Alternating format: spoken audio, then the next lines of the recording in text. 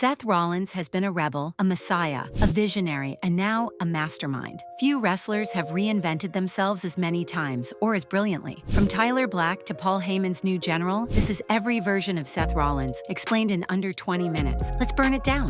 Tyler Black, the indie phenom, 2005 to 2010. Before he was the architect, he was Tyler Black, a name that echoed through the gritty, unfiltered world of indie wrestling. Born in the backyard feds and trained by the likes of Danny Daniels, Black made his name in Ring of Honor, where every match was a fight to be remembered. He wasn't just another skinny guy in black tights. He had the hunger in his eyes and a fire in his soul. The fans saw it instantly. Teaming with Jimmy Jacobs as part of the Age of the Fall, Tyler Black introduced audiences to a dark, rebellious persona that wasn't just anti-authority, it was anti-everything. Their controversial debut saw them hang Jay Briscoe upside down from the rafters, dripping blood while cutting a promo. It was graphic. It was shocking. It was indie wrestling at its most raw. Eventually, Black broke out on his own, winning the ROH World title in 2010. His matches with Bryan Danielson, Nigel McGuinness, and Davey Richards were masterclasses in pacing, stamina, and storytelling. And when WWE came calling, it wasn't just a recruitment, it was an evolution. The Shield Architect,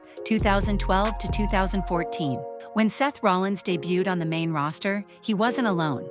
He came in flanked by Roman Reigns and Dean Ambrose, dressed in black, eyes cold, and fists clenched. The Shield was WWE's response to chaos. They weren't just a stable, they were a militia, a SWAT unit designed to dismantle the system from within. Rollins, dubbed the Architect, was the brains behind the ambushes. He planned the assaults, he scouted the targets, and when it came time to strike, he'd leap off balconies, railings, ladders, and whatever it took. His agility was matched only by his unpredictability. Reigns had the power. Ambrose had the wild card factor, but Rollins, he had the vision. In just 2 years, the Shield became the most dominant faction since Evolution. Their triple powerbomb was feared. Their entrance through the crowd gave chills. And yet, it was all a countdown to betrayal. Because architects don't just build, sometimes they break. The Betrayer, Authority's Golden Boy, 2014 to 2016. June 2nd, 2014, a night that still stings. Seth Rollins raised a chair and shattered the hearts of every Shield fan worldwide. He turned heel in the most brutal way possible, by stabbing his brothers in the back. The era of trust was over. The era of Rollins had just begun. He aligned himself with Triple H and the Authority, and suddenly, he wasn't a rogue anymore. He was a chosen one. Gone were the combat boots and riot gear. In came the slick hair, suits, and smug smiles. Seth became the Authority's golden boy, and he owned it. With the Money in the Bank briefcase in hand, Rollins hovered like a vulture, waiting for his moment. And when that moment came at WrestleMania 31, he cashed in during the main event, turning a brutal Brock Lesnar versus Roman Reigns match into the heist of the century. Rollins pinned Reigns and held the WWE title above his head, the first man in history to cash in at WrestleMania and succeed. The undisputed champion, 2015 to 2016. 2015 was the year of Seth Rollins. Not only was he WWE champion, but he also defeated John Cena at SummerSlam to hold both the WWE and United States titles at the same time. He became the first man to ever do that. It was a power move, a status statement, a reminder that Seth Rollins wasn't just a guy. He was the guy. He feuded with legends like Sting, delivering one of the Stinger's last matches ever. He went to war with Kane, defended his titles on both RAW and pay-per-views, and talked trash with more venom than ever before. He wasn't a fighting champion because he wanted to be. He was a fighting champion because he needed to be. Everyone wanted to take him down, but no one could. But greatness comes with a price. In a match in Dublin, Rollins attempted a sunset flip powerbomb and tore his ACL, MCL, and meniscus in one go. Just like that, his reign ended. No defeat, no pinfall. Just a gut-wrenching announcement and a title vacated due to injury. The Kingslayer, 2016 to 2018.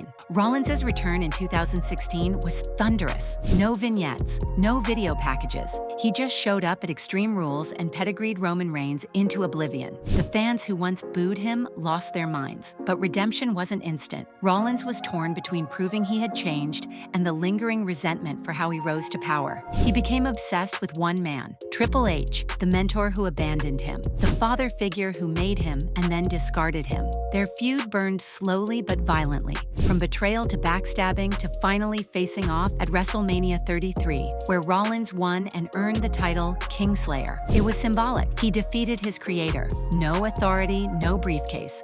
Just Rollins fighting for himself.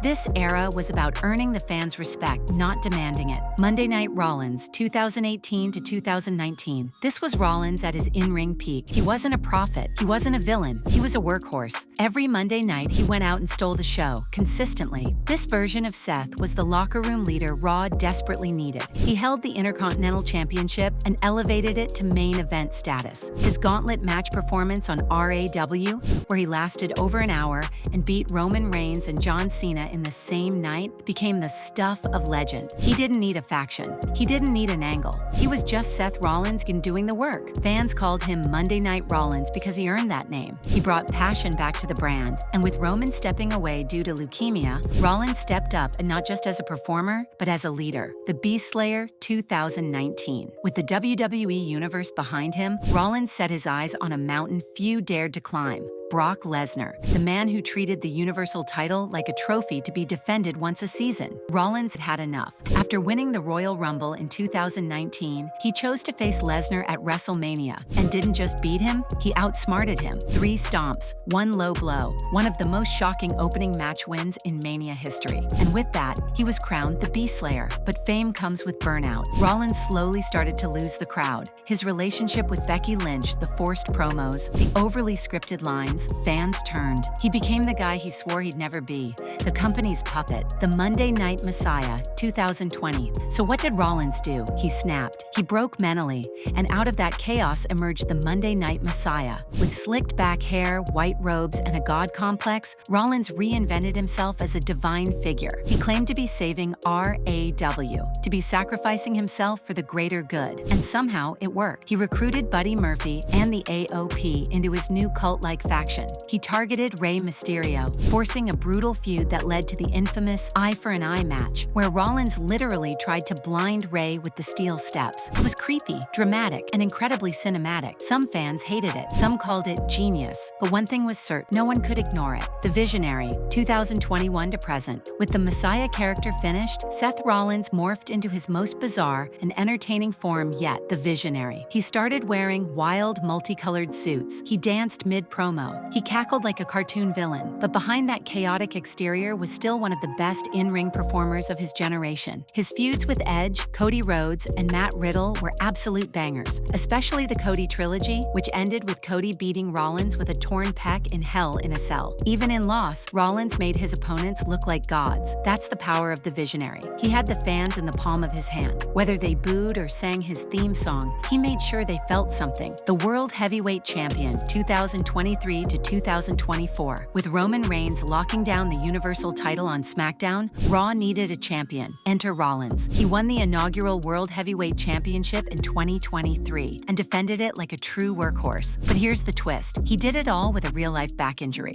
Week after week, month after month, Rollins put his body on the line while barely being able to walk backstage. Feuds with Finn Balor, Shinsuke Nakamura, and Drew McIntyre tested him mentally and physically. But he never quit, because Seth Rollins never quits. This version wasn't flashy, it wasn't godlike, it wasn't villainous, it was human, and that made it more powerful than anything that came before. The Heyman play, Seth Rollins, Braun Breaker, and Bronson Reed, 2025 to present. In 2025, Seth Rollins did something nobody saw coming. He aligned himself with the ultimate mastermind, Paul Heyman. But this wasn't just a mentorship, this was a strategic move to redefine dominance. Rollins, now more calculated than ever, formed a new power stable with Braun Breaker, the explosive future of WWE, and Bronson Reed, the powerhouse enforcer. Together, they're not a team, they're a movement. Rollins still carries that visionary energy, but now it's darker, colder, more dangerous. He's no longer just burning it down, he's building something, and it's scary.